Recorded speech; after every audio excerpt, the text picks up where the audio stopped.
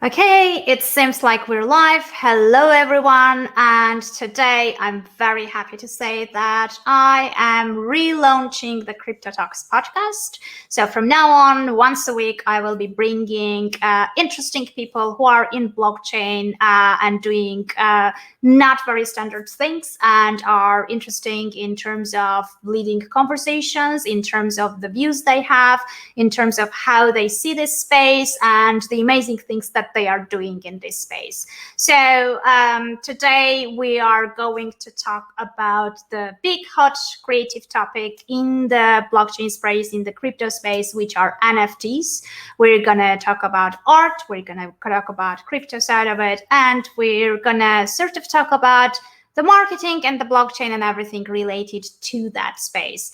So I would love to invite the amazing guest that I'm having here. Vesa, welcome to Crypto Talks.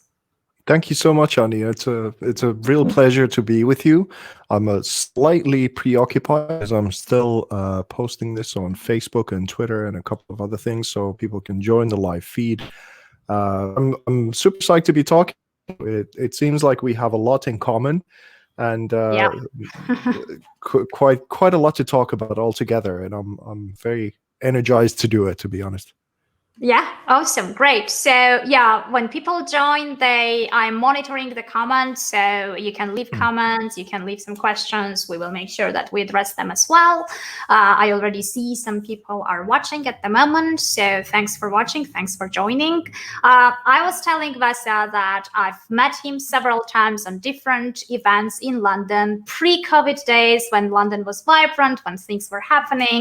We had many different events where blockchain community was gathering and having lots of interesting things to talk about. So Vesa was always there on the best events with his art, and there was always a big crowd around him trying to figure out what he was doing there and what was this art about.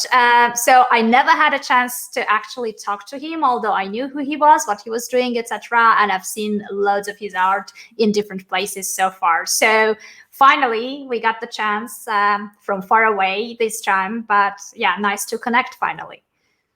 Oh, for sure. I wish you would have elbowed some people out the way, because I wasn't always that busy. But yeah, that was so cool.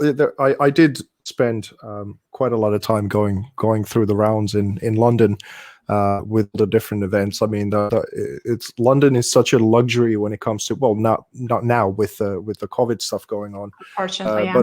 But altogether, like you have essentially 5 big kind of crypto events a week if you want to go and hang out and meet like-minded people. And very quickly, like during the last couple of years in London, it really was that my social circle was the crypto people, period. I mean, that's pretty much all the I didn't go much anywhere else.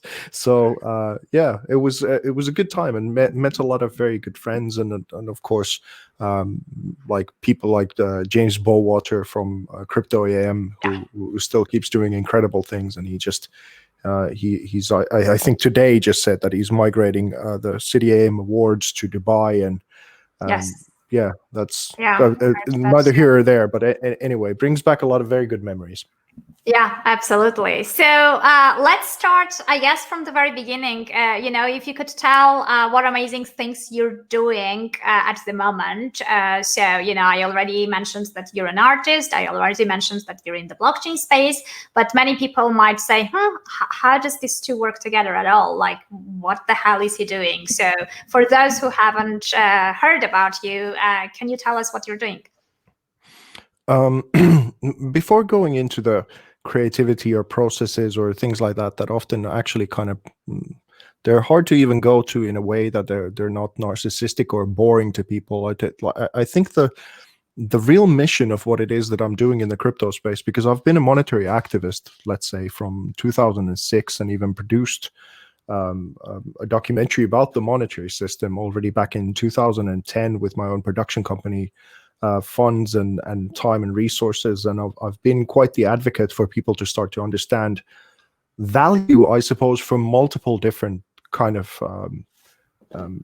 perspectives. What is the fiat money printing system, or if Warhol started the printer on art altogether? How did, like, for example, one of the things that I realized just a while ago, I can't believe it took me this long to realize, but when Newton took gold, the gold standard off the monetary system in 71, I believe it was, that's when art started also reflecting, and sort of peak took a direction with Warhol of how he started with his literal factory to print art.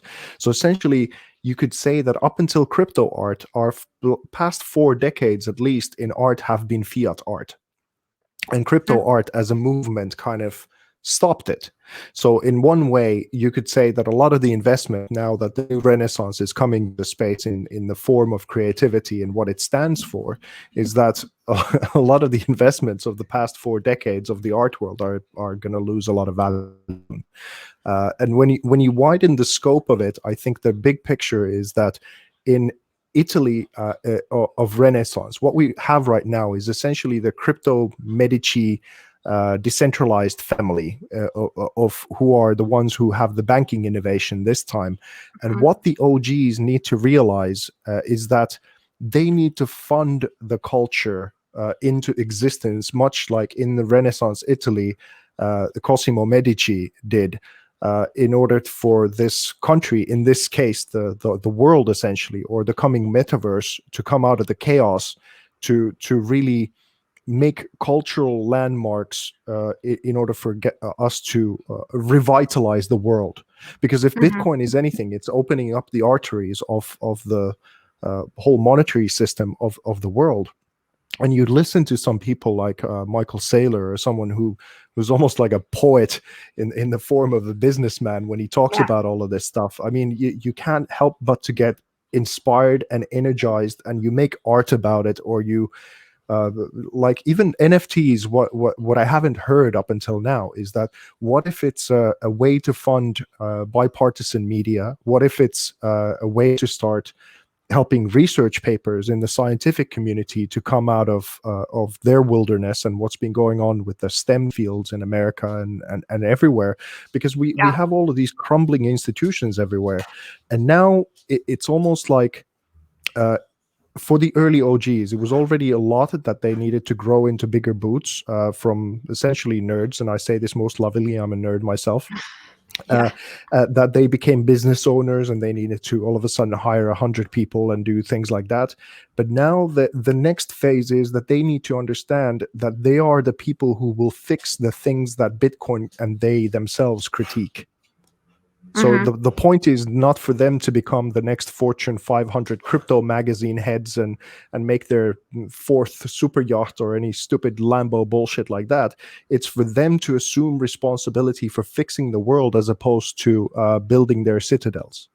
So I think it's a very good point, because sorry for interrupting, but I just want to emphasize this point because very few talk about this. And every time things develop further, and every time Bitcoin gets to all-time high and has its bull run, many people focus on the price, many people focus on getting rich, many people talk about making money, and very few actually go back to the roots and talk about the whole philosophy behind it and why it was created in the first place. So what you're saying is very important, because very few just actually keep the focus on that and don't get distracted by the temptation and by the Lambos and everything else.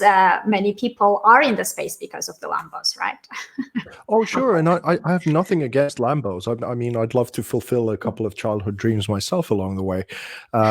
There's nothing wrong with that. But especially because people pay attention to things that makes them survive and thrive, maybe, and then they pay attention to the luxuries. And because of what's been happening in let's say, the Nixon gold standard and how that reflected to art, because of all the things that happened to art ever since, no one serious has really looked for art for any kind of solution anymore. It's at best a sort of Gucci bag. type of attitude of what people have for it. And if you go a little bit back to what the foundations of art were, arguably the two oldest forms of art are body painting and cave painting. And people did them in a ritualistic setting to try and because this is we're in a merciless biological machine, and we sort of die and we wonder what the hell it is that we're doing over here, and it's painful and weird, and am I gonna get children and married, or whatever, all of the worries in the world. And what art to begin with did was to help us connect to something bigger than ourselves, something that could be considered maybe transcendence, or help us deal with all of this stuff essentially, or to that is this biological machine and the kind of very cold often world that we face. So art had a very distinct purpose in helping us survive, but because it hasn't really done that function for a long time, or it's just portrayed something demonic or deconstruction or things like that, it hasn't really helped us elevate. And I think the real cost of that is that I think the quite disposable and sort of plastic art and these bananas on the wall, people can't see yet the direct relationship to the depressions, to the meaninglessness of life, or the kinds of crises of us as human beings altogether, or even in the art sense, our obsession with things that are kind of machine-like or soulless. So we're talking very big themes here of what the job of an artist is to go to the psyche of the whole space. And of course, in the crypto sense, it's to help in terms of the public relationships of maybe condensing art into a form that would communicate to those who are yet haven't really understood what Bitcoin is or crypto is. It's to help make impactful things that might invite people in to sort of realize what it is. It's one form of public relations, but and there are some similarities to marketing and PR, and this is why this talk is exciting, but it's also different. So there are overlapping things, but it needs to be able to be its own thing in a certain sense, and it needs to be respected as that, as opposed to just flattery or sort of Gucci bags. And that's what I'm trying to return into it, and then people will follow with the actual results of it, I suppose, and that can work in the benefit of this whole space. Okay, yeah, it totally makes sense. I mean, the way I see this, and probably it's kind of, based on my previous experiences, the NFT space in general, I have a feeling like it's, just like back in the days, self-publishing eliminated all these agents, all these kind of, people who would decide whether you're good enough to be read by your future readers and to be published, etc., etc. And you could go to Amazon and just, put out your files and publish a book, and then the readers, if they like it, they would buy and read it, and you sort of bypass all these huge burdens of waiting for years and years to figure out whether anyone will read what you've written. Now it's again a very similar situation where you don't need an agent, you don't need a gallery to showcase your art, you don't need all these people to make a decision and make a judgment whether your art is worth whatever it's worth, or whether your art deserves for your audience to see it and enjoy it. Is that like the right kind of parallels that I'm seeing, or you see it differently? Well, it's along those lines, but let's say in the current art academia, it mostly focuses on everything that I would now call fiat art. It doesn't take into consideration, most often coming from the cave painting days to, let's say, ancient Egypt, or the religious roots of art and transcendence, and all of the temples around the world, of what they were trying to describe and how they went sort of hand in hand, was most of the world's spiritual practices and the art produced about it. And then you go to antiquity, you go to let's say the Enlightenment period, and everything, how it was reflected not only in the art pieces or statues, but in buildings, and buildings having functions and those kinds of things. So right now, it's been the printer machine went into overdrive, and it became sort of either activism of a very narrow kind, or then this sort of printing fancy things for the rich. And that's been the focus of the past 40 years, and that's why people don't really think of it as something very important, because the scope hasn't been widened. And what I'm trying to personally achieve and inspire in others is to look at what had been already achieved, let's say in ancient Egypt. And it puts everything that we've done for the past 50 years as artists, it basically gets condensed into something like, what do we have to remember from this period of, let's say, the past 50 years? And it comes down to something like Damien Hirst's Shark, which is an incredible concept and kind of delivery. But when you put it into, it's maybe at best kind of like it is a transcendence of sort, and how we are magnificent beasts ourselves, and death in a certain kind of sense. But it's nothing, you put it up against Egypt and some of these magnificent things, we have nothing to write home about for the past 50 years. It's ridiculous. And we've sort of cuddled ourselves to think that what we have achieved is something magnificent, and we haven't. And now we are at the precipice of this new birth of metaverse, and this kind of renaissance that might be funded and fueled by crypto in significance, and returning some humanity into this kind of thing, even though it's going even further digital. But if we collectively understand a little bit more of what it is that we're doing, and how we're meant to be helping one another feel good, in the face of AI and automation and all these kinds of things. Why are we doing this? What is the value that we have for one another, and how can we connect better and have more functional families altogether? I suppose that's one thing. But we of course we're going to get there by let's say now the NBA Top Shots and them tokenizing their moments and all of the kinds of things. And you just, like, one of my slides in Dubai when I gave my previous keynote was about NFTs in two ways. First of all, it's all the brands that are coming in, which is all the Marvel Studios and Star Warses and the film productions, the musics, the everything that we already know and have a lot of love for in pop culture and Netflix and whatever. They will tokenize their own culture, which is one thing. And you start to think of how much money that is altogether, and how we get to the trillions very soon.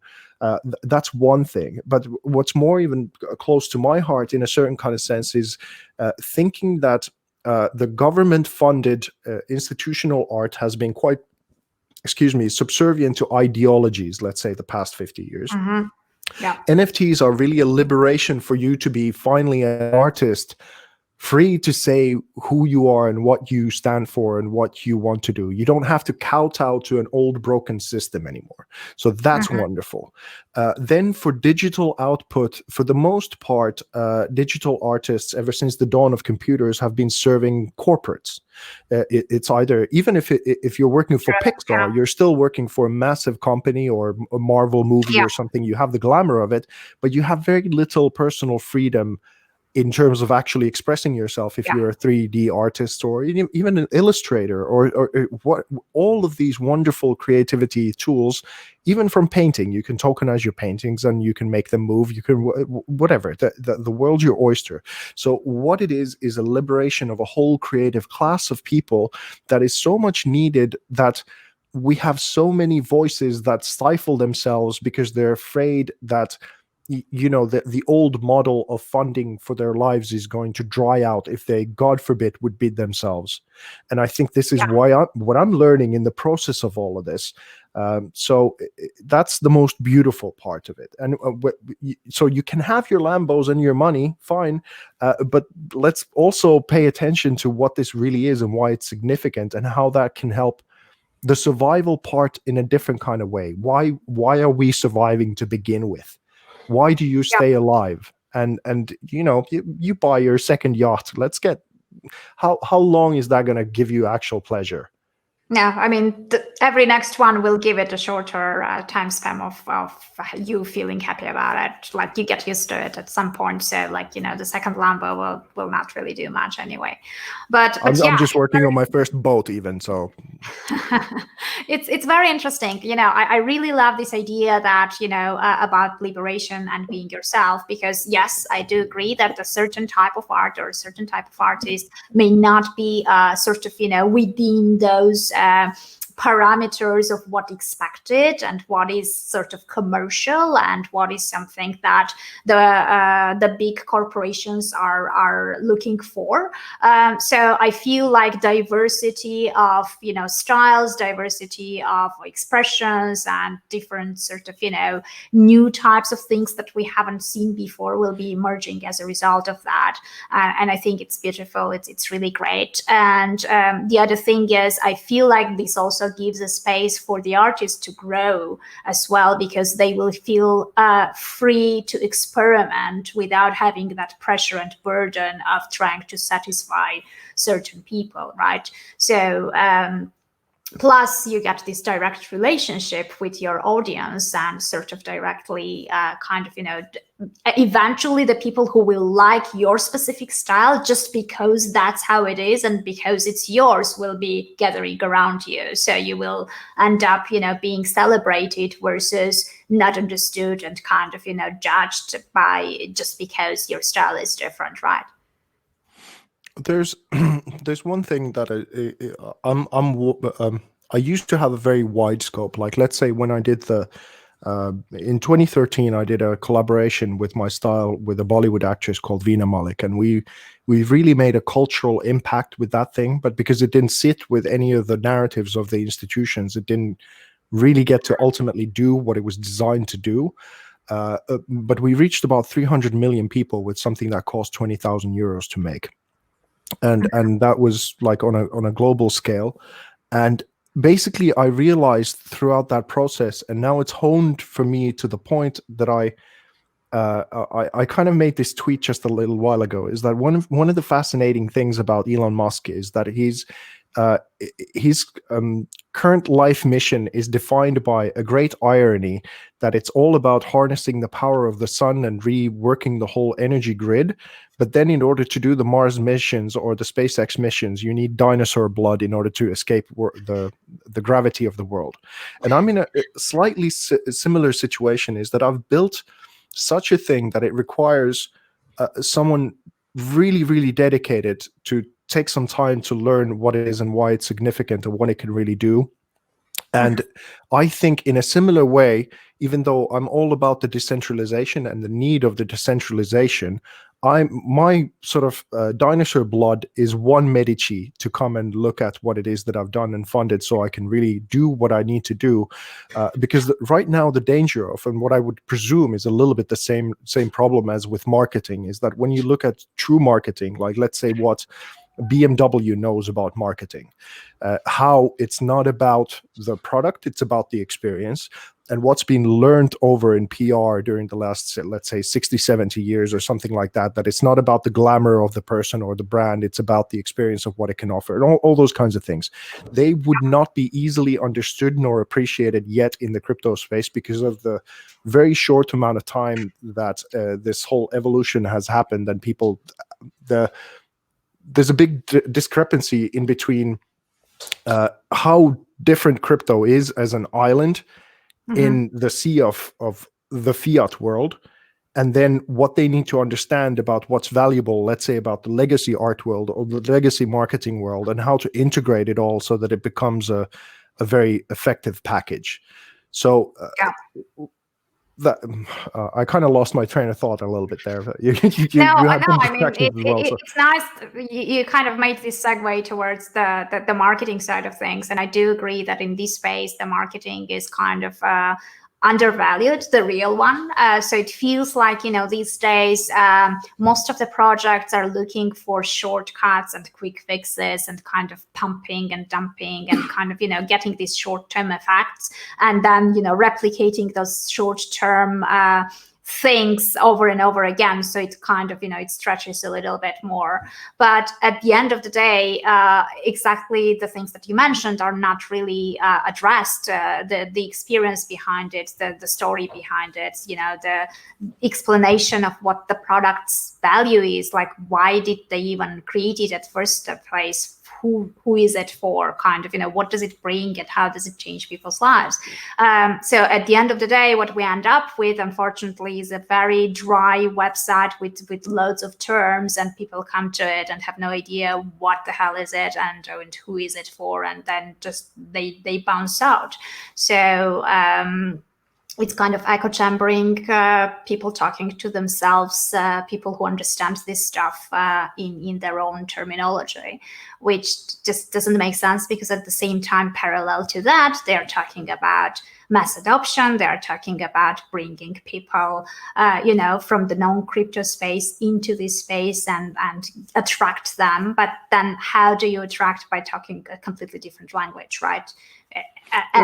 As a base, they have to understand what you're saying and then go from there.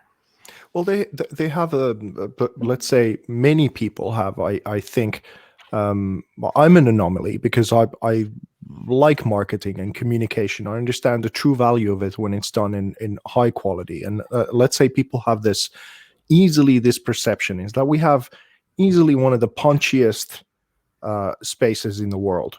It's really the central banking system versus the emerging crypto lifeblood type of thing, and it's the biggest game in the world. And if crypto is to make its case, it needs to do it with truth.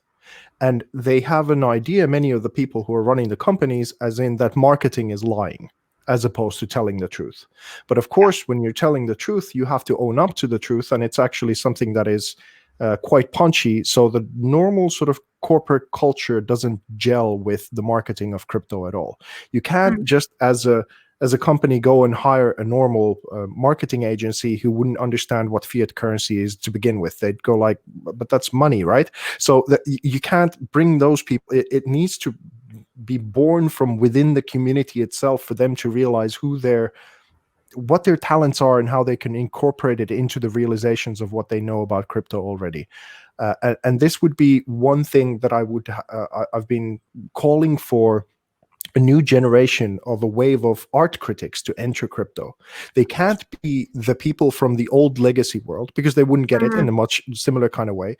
And people inside of the crypto art space are very like, oh, critics. I mean, those awful people who just bash new things and they're not open to innovation.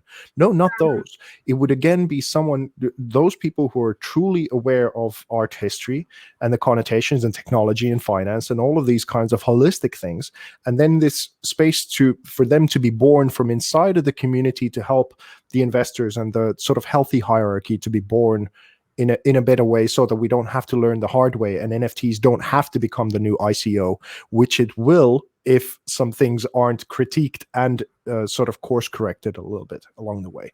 So I've made myself persona non grata in many circles by actually saying that, hey, I get it, we're in a gravy train, but listen, like no, I get what you're saying, because the thing is, like,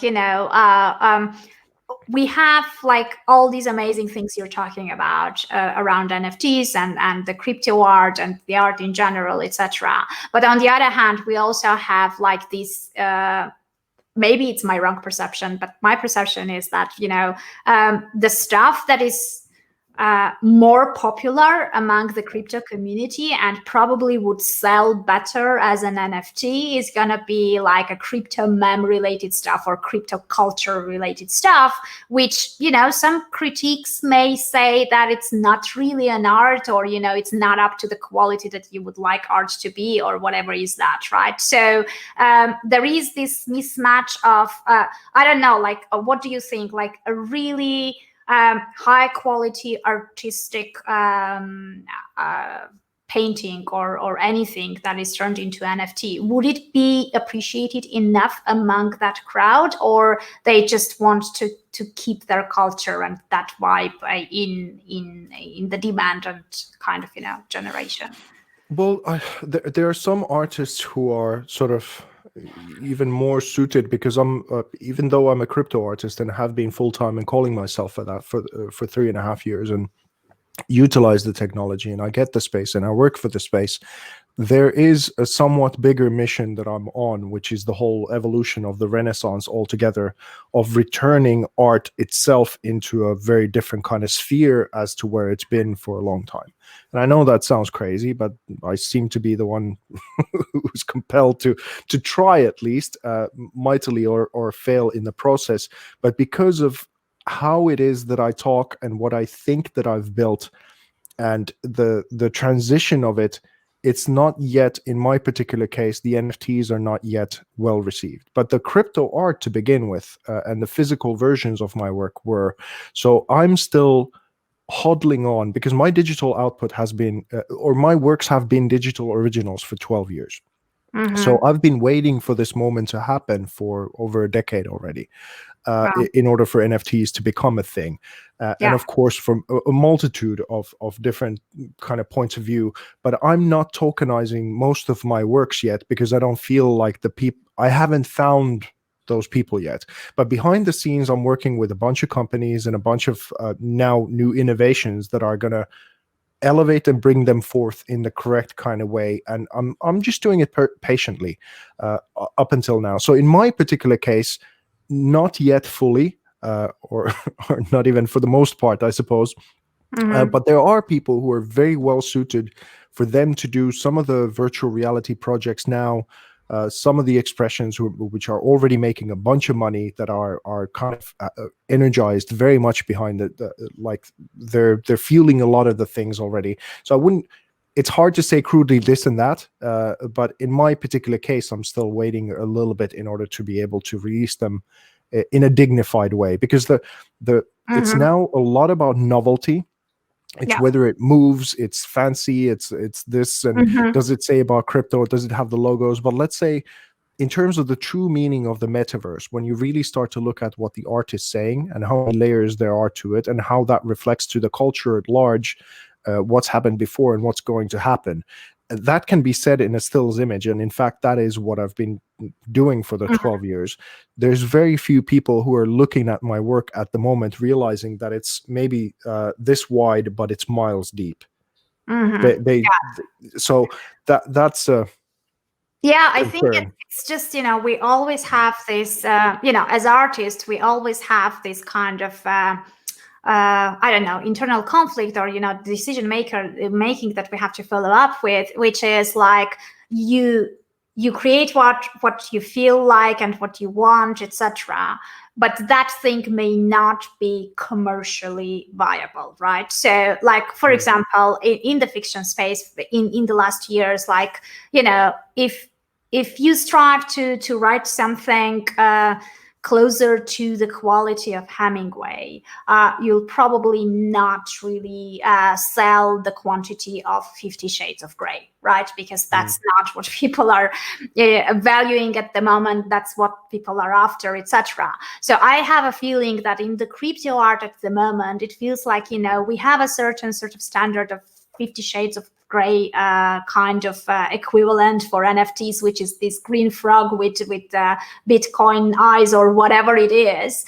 And that's what people love because it's part of their culture and of their community. But then very often you may see something amazing in terms of like quality and what you see in terms of actual art, but people will kind of, it may discourage the artist because from the very beginning, it's obvious that probably it will do not as good as the frog thing, right? So I feel like when you were talking about the critiques and all this stuff, maybe that was a new sort of way of trying to somehow balance out the thing, or I just don't know. I just feel like there is this balance, and it's everywhere. It's not only in crypto art, but as I said, like it's the same with fiction. It's the same with anything out there at the moment.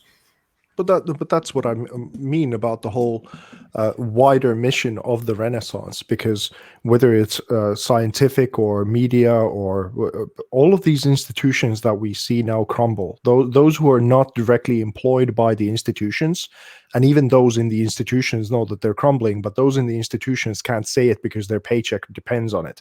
And then, of course, we now have this whole thing of still that what is credible, what is trustable, and essentially the foundation of crypto truly is that you don't need to trust, you verify, you get the underneath sort of whole idea is that you build the foundations of trust back up again. And those layers, if that's the foundational layer, then this money that is coming into this pool, this energy, like Michael Saylor says about the conservation of energy and how that's going into Bitcoin, and the foundation keeps, the gravity keeps taking it. Well, this gravity is meant to be fueling everything that comes up from there that we would like to see in the world, as discussed before. And in my part, and the cultural side, what I'm trying to do is a similar kind of way, is just to make some things, of course, make a living and keep doing what it is that I'm doing, and keep increasing the quality and the depth of it and the meaning of it, but simultaneously talk about this same thing, which is that we need to rebirth the whole society. We need to fix the things so that even if you make your millions of dollars, you won't have 200 people with pitchforks outside of your house taking you down because they're pissed. You know, it's like this. It's not a comfortable thing, but it makes the Lambo moon have fun staying poor bullshit all the more horrendous. I get the frustration. I mean, there's been many people in the space who've been saying for 10 years that please look at this so that it will help your life, that you won't be left on a, like, without anything if this system collapses. And they were treated as lunatics and idiots and kind of conspiracy theorists, whatever you label. You were sort of cast out of society altogether if you started talking about this thing 10 years ago. And now that they still haven't listened, and now they're in their crisis, and now that you're making money, I understand that it's easy to say that, okay, you know, well, fuck you. But that's the worst thing that you could do. It's time to grow up into those big boy and lady boots to become the leaders that you thought that you were.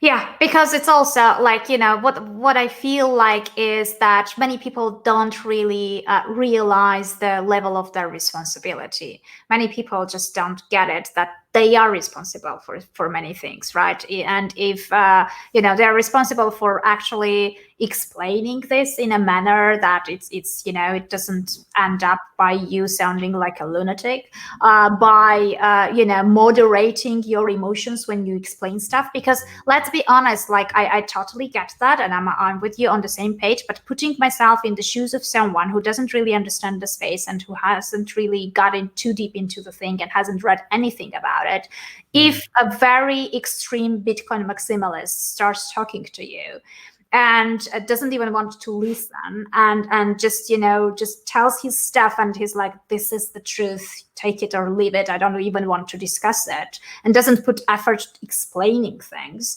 that can be put off, right? Put some people off. So I do understand, like, you know, the passion behind it. I do understand the reasoning behind it and why people act that way. But I feel like it's also a responsibility to take from that side of the thing, taking into account who you're talking to and trying to sort of, you know, modify the level of the passion, modify how much you accept, modify sort of, you know, the conversation behind it, and try to I don't know, to make the story more relevant to the person you're talking to, right?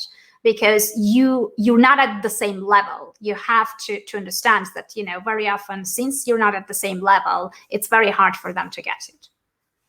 Well, I think to begin with, what's so delightful about this conversation is that you're now, as far as I understand, you're evolving your whole concept of the marketing podcast into this very human approach podcast and a different kind of thing. But I don't think you'll be able to escape with your audience's perception being that this is a marketing podcast for a while. And in one way, I think this is the better marketing. This is how it should be done to begin with, is that people are actually talking about in a as adult of a way as they're capable, and contributing something that is truthful and punchy and makes sense, and it's not jargony. It's not something that goes about, you know, all the kinds of things that I can't stand when I start to hear that stuff. I have to switch it off now. So if someone wants to sell me something, if they want to tell me something about a product or whatever it is, they're going to have to show up as a human being. They're going to have to tell me things that make sense, that they're going to have to sometimes say things that are even uncomfortable for them to say, or, you know, somehow make it truly relevant or interesting. And you can't just hide behind the screen or throw a bunch of money at someone to make it happen or whatever it is. No, you need to show up. And that's, I think that is the true essence of PR and marketing. And to change that idea from the common perception of it being lying or trickery or something like that, to more like a conversation like this, in and of itself, this conversation is something that I think is something that many people should see and update their view of how to also approach people who have the capacity to do that kind of marketing and PR. Okay, so you mean you're not offended that I'm not talking about layer 2 and cross-chain compatibility and all that stuff? Like, all those terms are very hot as well, just like NFTs. But yeah, I don't know what the guy means here, but I guess you know better. So just an update from your community, I guess. Punk Rock Emilio is a longtime supporter. He's a collector, and he's a soul to be reckoned with in this space. Good to have you with us. Yeah. Well, I agree with you. I agree with you that marketing is not about shilling a coin in this space specifically. It may work short term, but it's more than that, right? If you put the main principles of marketing into this space, I feel like it will be so easy for the projects that are ready to do that to differentiate. If you start, putting stories behind it, if you start putting emotions behind it, if you start putting real life examples behind what you're building and resonate better with who you are building it for, it will make such a better kind of case for you. And you will catch the people's attention. People will pay attention to you. People will, get curious. Once you trigger the right emotions, they will, pay some time to actually spend enough time to see what you're doing, and you get the chance to explain it to them.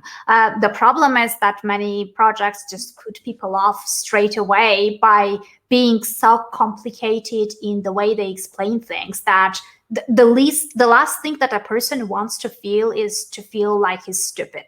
So at that point, straight away, they are being put off, and they're like, okay, this is not for me. This is like way above my kind of, intellectual levels. I really don't get it. I'd rather watch Netflix than read a specific book or watch a video about how blockchain works. If I don't get it, I don't get it. I'll just, wait until I see what happens next, right? So, so I just feel like that's the mismatch, right? We need the right bridges to put these two worlds together in a human way, where people just hear the right stories that resonate with them. Because the problem is, very often, even when they try to tell the stories about themselves being a hero and building something that disrupts the industry, and they are this, knight in an armor, they came to save everyone, right? While what they don't realize is this: in that story, the hero should be the person for whom they are building that thing. They should, create a story around the audience. The audience should be the hero of the story, not themselves. The story shouldn't be about themselves or their project. It should be about that person's lives and how it's being changed, and what you are building, you are bringing to this person's life. It should be a story of a journey of that person, of where he is to where he wants to get. And you are the transformation. You are the person, who's helping him get from that point to the other point. And very often, I understand that there is lots of ego in this space, and I understand that it's very tempting to be this, hero of the story. But what many people don't understand is it's not about your founder. It's not about your project. The story is not your story. It should be their story. And I think that's where the biggest mismatch comes into place.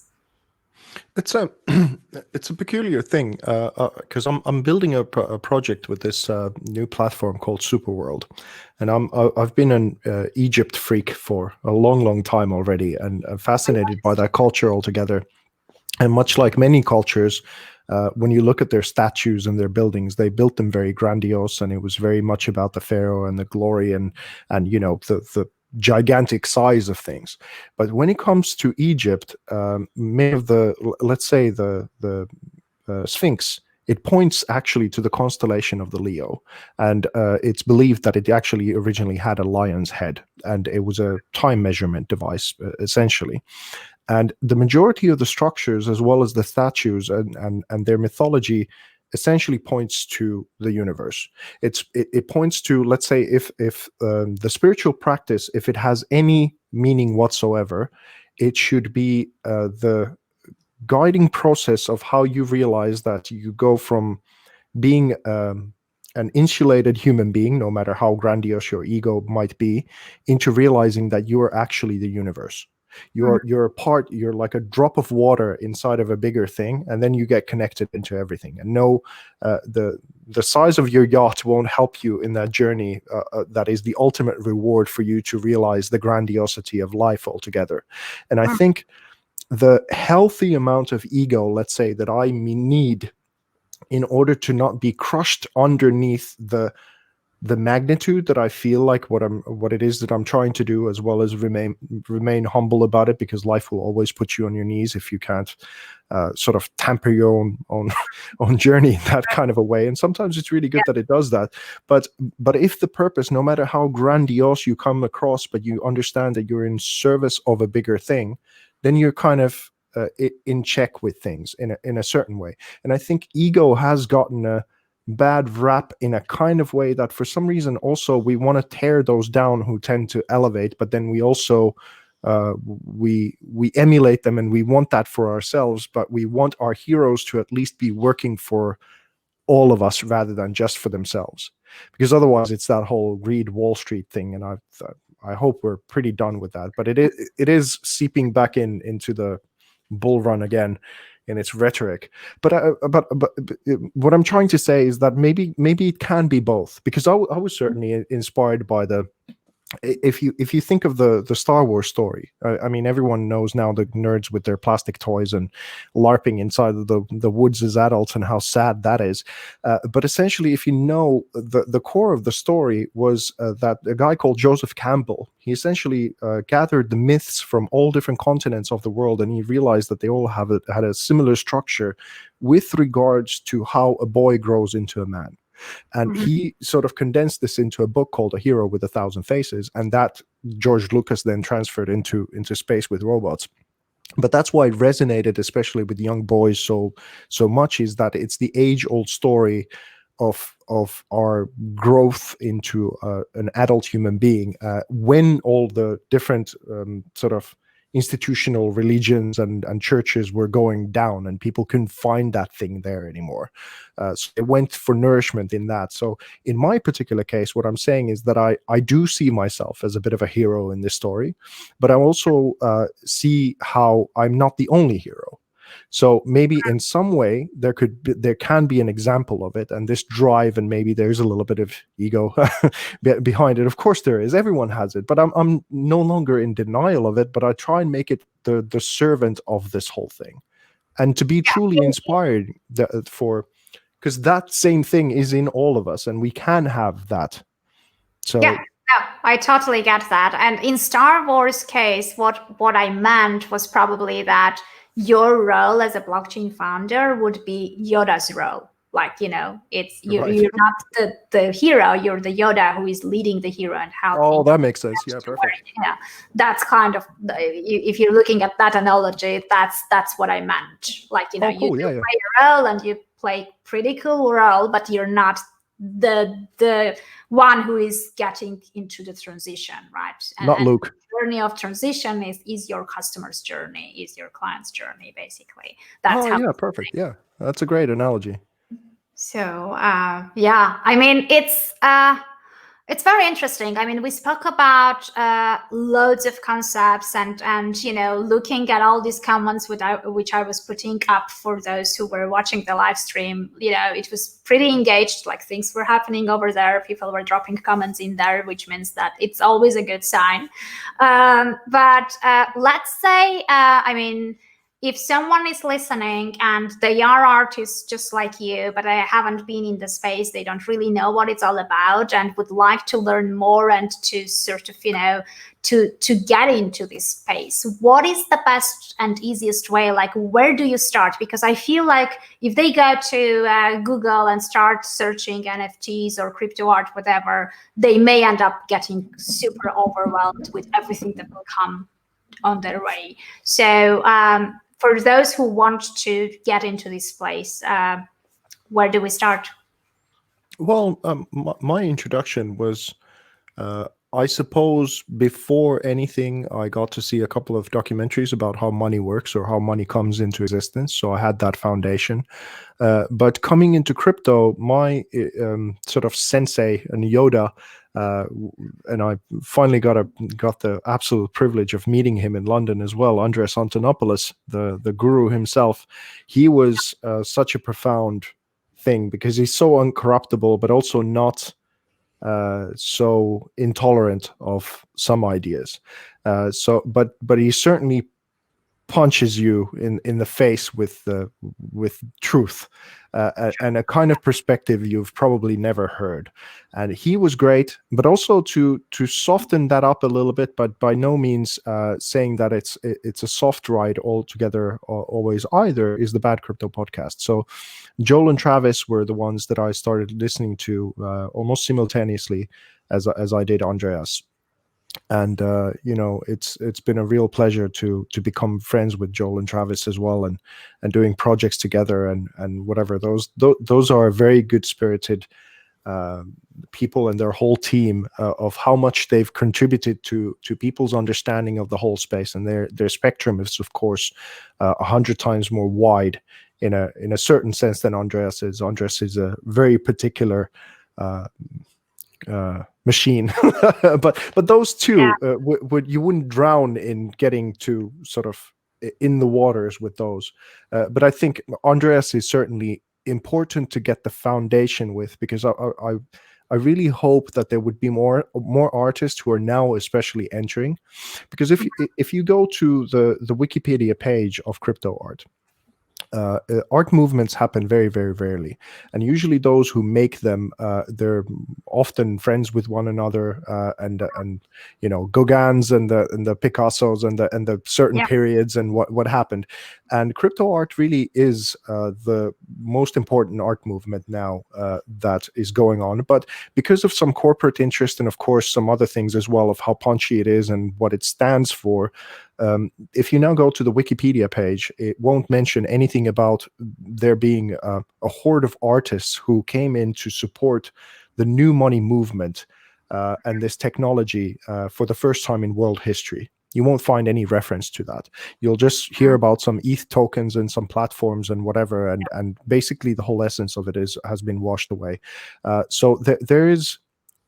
It's by no means even taken for granted that the world will ever know that there was such a movement as crypto art, because essentially the NFTs, for better or worse, it's becoming like this music television 2.0 as well, and a little bit speaking to our let's say the dignity of true marketers or true artists that are needed in order for them to be able to sustain and make what they do. It's not necessarily the most helpful advancement of how NFTs are now growing into a certain kind of direction. It's becoming a carnival as opposed to something that is a historic, important movement supporting like 3.5 billion people out of poverty and the arteries of the world opening. So there is a big struggle going on at the moment. So that maybe I wanted to bring a little bit of attention to. But if you don't mind, I have one point that I thought was important to share as well. Go ahead. Especially relating to this now old dying meme of your podcast being about marketing. because I remember how shocked I was at one point when there was this television series that came on Netflix called The Ranch, and it was all of a sudden it was more about the red state rather than the blue state, and I'd grown so accustomed to everything being sort of blue state point of view from television and Hollywood and that kind of a way, that it was a real shock to realize that there is like half of the American population is almost uncatered to in their entertainment.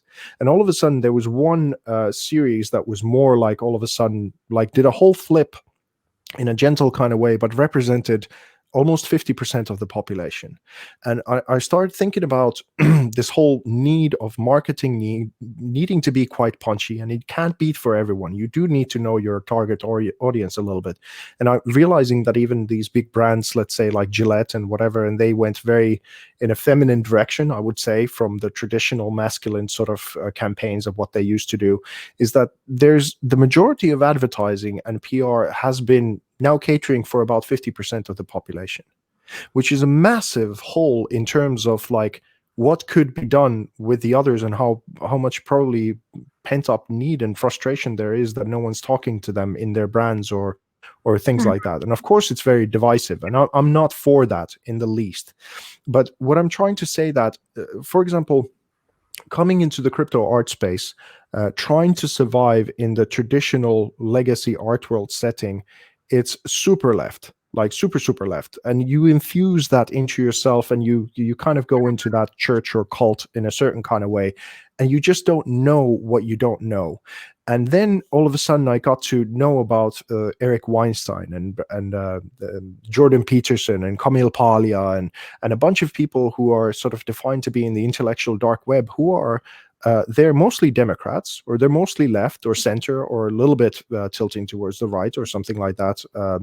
But mostly former people who are left, and they started critiquing the direction of where some things were going. And then they sort of became this almost like an underneath thing where they started even saying some of the punchy, rudimentary things that people should know about conservatives, of what the value is and how it's not evil, how it's just another point to something that needs to have a balance in society in order for it to not tilt to either side and collapse. Mm-hmm. And that was such a delight as an artist to come into a space where our tradition is that we die poor, we do a lot of output, and then we die, and then someone takes our paintings and makes $1 gazillion dollars and whatever, and cut our ears off because we can't get the girl because we're poor.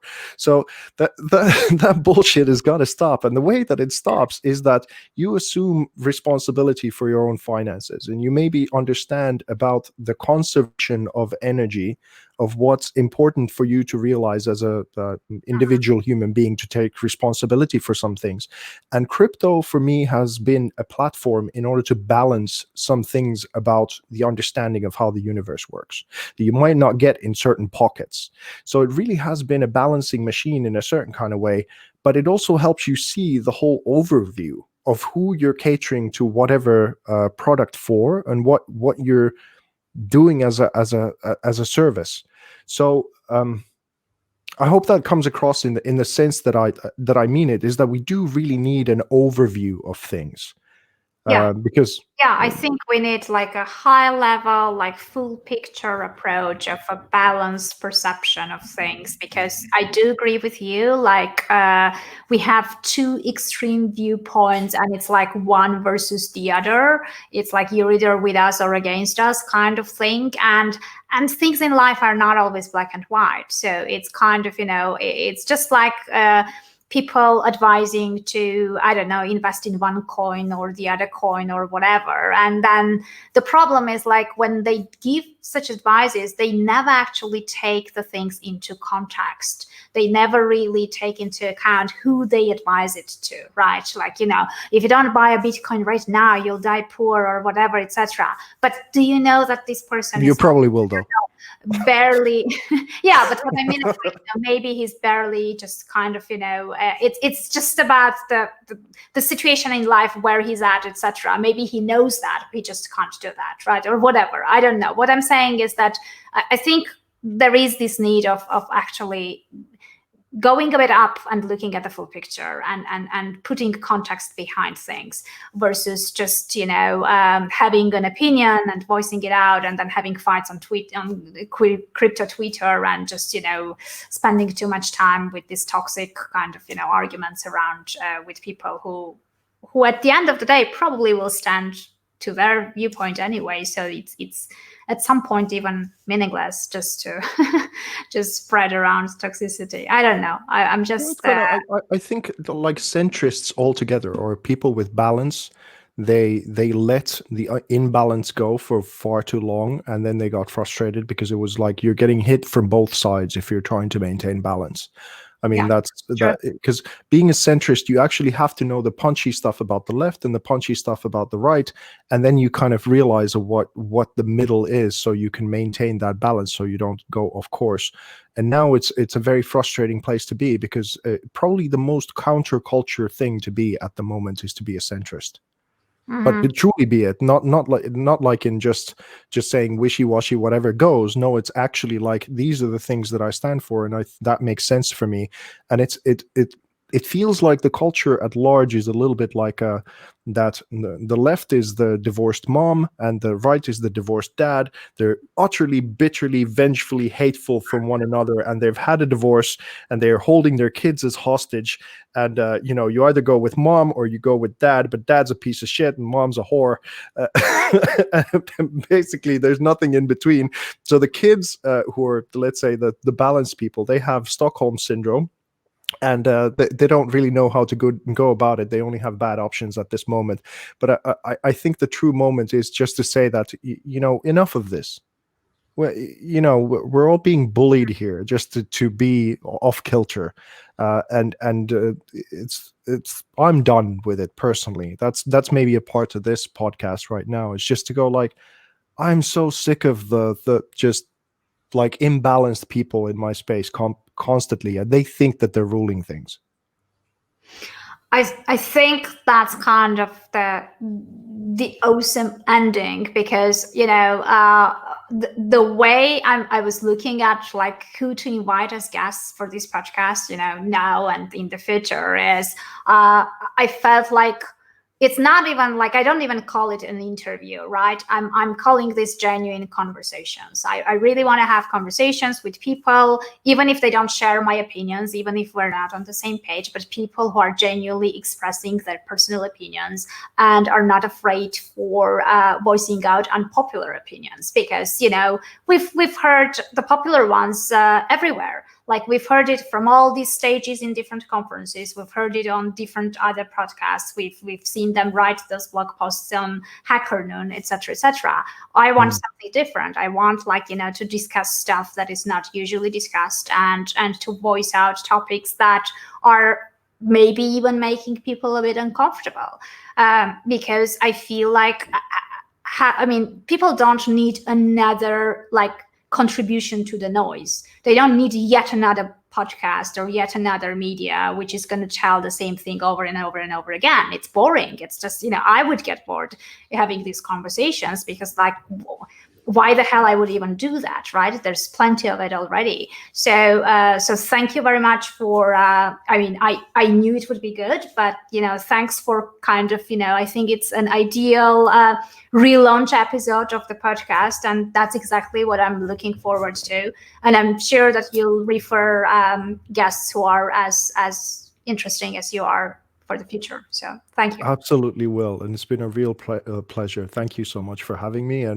And I'll be sharing this out and recommending you to a bunch of people. And of course, with regards to hoping that even the marketing side and the knowledge that you have with that, I think even though you're evolving out of it and in part this thing, I think some of those skill sets are very needed in this space. So with your permission, I'd like to promote that a little bit further as well.